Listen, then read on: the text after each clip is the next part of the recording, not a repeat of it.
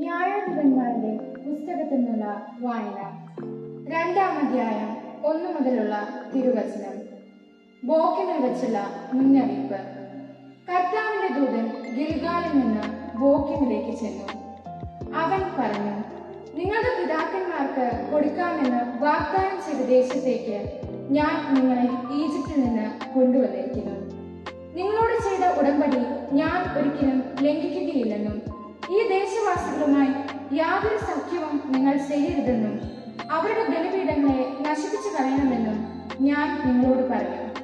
എന്നാൽ നിങ്ങൾ എന്റെ കൽപ്പന അനുസരിച്ചില്ല.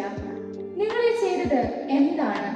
അതിനാൽ ഞാൻ പറയുന്നു, നിങ്ങളുടെ മുൻപിൽ നിന്ന് ഞാൻ അവരെ പുറത്താക്കുകയില്ല.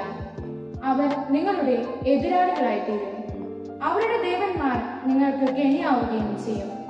കർത്താവിന്റെ ദൂതൻ ഇത് അറിയിച്ചപ്പോൾ ഇസ്രായേൽ ജനം ഉച്ചത്തിൽ കരഞ്ഞു. അവർ ആ സ്ഥലത്തിന് ബോക്കിൻ എന്ന് പേരിട്ടു. അവർ അവിടെ കർത്താവിന് ബലിയർപ്പിച്ചു. ജോഷുവയുടെ മരണം. ജോഷുവ ഇസ്രായേൽ ജനത്തെ പറഞ്ഞയച്ചു.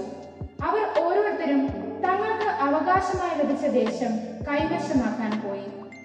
ജോഷുവയുടെയും കർത്താവ് ഇസ്രായേലിന് ചെയ്ത വലിയ കാര്യങ്ങൾ നേരിട്ട് കാണുകയും ജോഷുവയ്ക്ക് ശേഷവും ജീവിച്ചിരിക്കുകയും ചെയ്ത ശ്രേഷ്ഠന്മാരുടെയും കാലത്ത് ജനം കർത്താവിനെ സേവിച്ചു.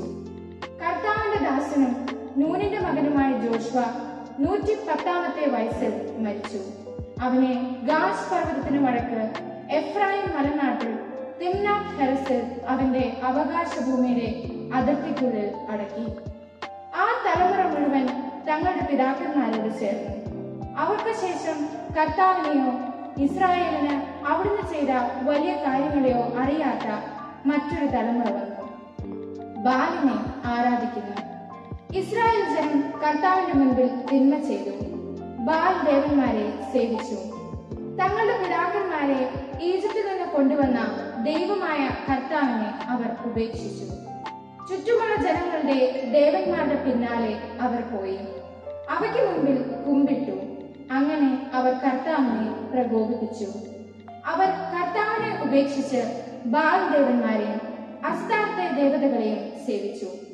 ഇസ്രായേലിനെതിരെ കർത്താവിന്റെ കോപം ജ്വലിച്ചു. അവിടുന്ന് അവരെ കവർച്ചക്കാർക്ക് ഏൽപ്പിച്ചു കൊടുത്തു. അവർ അവരെ കൊള്ളയടിച്ചു. ചുറ്റുമുള്ള ശത്രുക്കളുടെ ആധിപത്യത്തിന് അവരെ വിട്ടുകൊടുത്തു. അവരോട് എതിർത്ത് നിൽക്കാൻ അവർക്ക് കഴിഞ്ഞില്ല. കർത്താവ് ശപഥം ചെയ്തത് അവർക്ക് മുന്നറിയിപ്പ് നൽകിയിരിക്കുന്നത് പോലെ ചെന്നിടത്തൊക്കെയും നാശം വരുത്തത്തക്ക വിധം കർത്താവിന്റെ കരം അവർക്ക് എതിരായിരുന്നു. അവർ വളരെ കഷ്ടത അനുഭവിച്ചു. അപ്പോൾ കർത്താവ് ന്യായാധിപന്മാരെ നിയമിച്ചു. കവർച്ച ചെയ്തിരുന്നവരുടെ ആധിപത്യത്തിൽ നിന്ന് അവൻ അവരെ രക്ഷിച്ചു. എങ്കിലും ന്യായാധിപന്മാരെ അവർ അനുസരിച്ചില്ല. പ്രത്യുത അന്യദേവന്മാരുടെ പുറകെ പോയി അവരെ വന്ദിച്ചു. കർത്താവിന്റെ കൽപ്പനകൾ അനുസരിച്ച് ജീവിച്ച പിതാക്കന്മാരുടെ മാർഗത്തിൽ നിന്ന് അവർ വേഗം വ്യതിചലിച്ചു. അവർ അവരെ അനുകരിച്ചില്ല. ന്യായാധിപന്മാരെ നിയമിച്ചപ്പോഴൊക്കെ കർത്താവ് അവർ ഓരോരുത്തരുടെയും കൂടെ ഉണ്ടായിരുന്നു. അവരുടെ കാലത്ത് കർത്താവ് ശത്രുക്കളുടെ കയ്യിൽ നിന്ന് ജനത്തെ രക്ഷിച്ചിരുന്നു. കാരണം തങ്ങളെ പീഡിപ്പിക്കുകയും മർദ്ദിക്കുകയും ചെയ്യുന്നവർ നിമിത്തമുള്ള അവരുടെ രോദനം കേട്ട് കർത്താവിന് അവരിൽ അനുകമ്പ ജനിച്ചിരുന്നു. എന്നാൽ ന്യായാധിപൻ മരിക്കുമ്പോൾ അവർ വഴിതെറ്റി തങ്ങളുടെ പിതാക്കന്മാരെക്കാൾ വഷളായി ജീവിക്കും.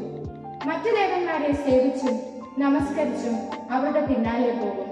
തങ്ങളുടെ ആചാരങ്ങളും മർക്കടമുഷ്ടിയും അവർ ഉപേക്ഷിച്ചില്ല. കർത്താവിന്റെ കോപം ഇസ്രായേലിനെതിരെ ജ്വലിച്ചു. അവിടുന്ന് പറഞ്ഞു, ഈ ജനം അവരുടെ പിതാക്കന്മാരോട് ഞാൻ ചെയ്ത ഉടമ്പടി ലംഘിച്ചിരിക്കുന്നു. എന്റെ വാക്കുകൾ അവർ അനുസരിച്ചില്ല. അതിനാൽ ജോഷുവ മരിക്കുമ്പോൾ അവശേഷിച്ചിരുന്ന ജനതകളെ അവരുടെ മുൻപിൽ നിന്ന് ഞാൻ നീക്കിക്കളയുകയില്ല. അങ്ങനെ തങ്ങളുടെ പിതാക്കന്മാരെ പോലെ കർത്താവിന്റെ വഴികളിൽ നടക്കാൻ അവർ ശ്രദ്ധിക്കുമോ ഇല്ലയോ എന്ന് എനിക്ക് പരീക്ഷിക്കണം. അതുകൊണ്ട് കർത്താവ് ആ ജനതകളെ ഉടനെ നീക്കിക്കളയുകയോ ജോഷുവയുടെ കൈകളിൽ ഏൽപ്പിച്ചു കൊടുക്കുകയോ ചെയ്തില്ല.